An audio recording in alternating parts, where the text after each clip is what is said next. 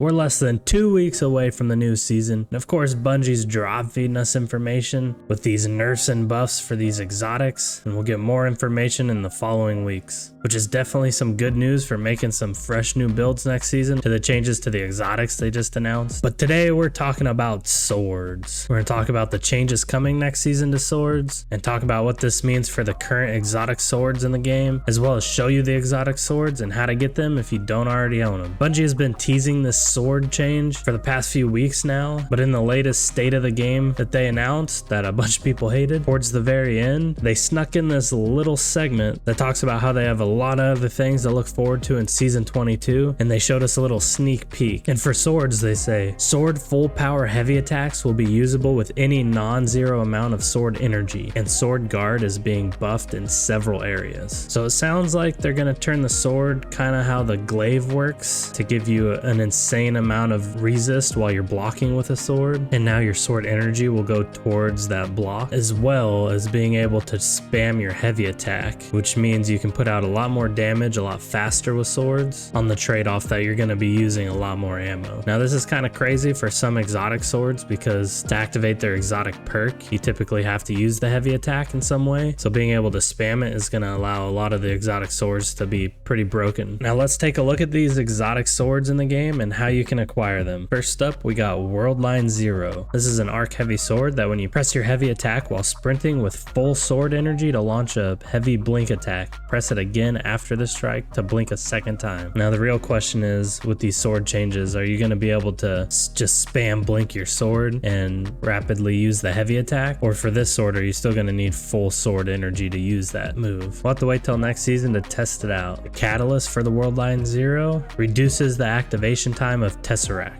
Now you can acquire this sword from the exotic archive in between the vaults at the tower. It's in the Red War exotic. Worldline 0 costs 1 exotic cipher, 125,000 glimmer, 200 legendary shards, and 1 ascendant shard.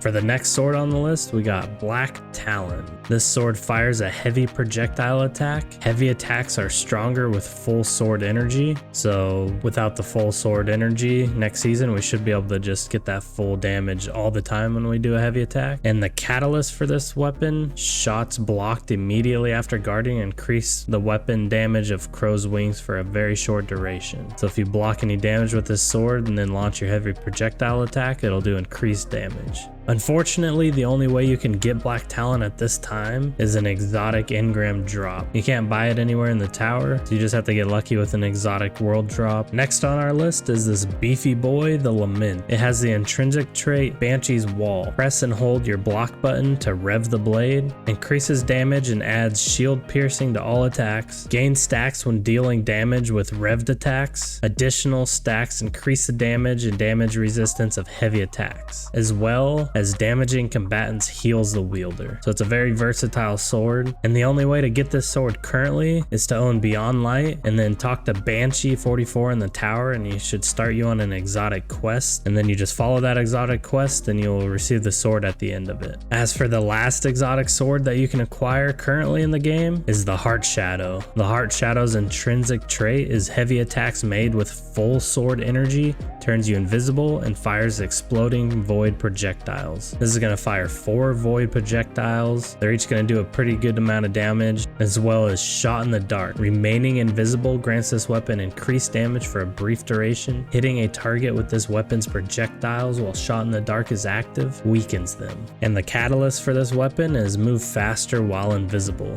This sword is also behind a paywall. You have to own the Duality dungeon on the moon, and it's a random drop from the final boss, which you can only do once per week on character unless it's a rotating dungeon for that week. Then you can just grind the final boss fight over and over again and try to get the sword to drop.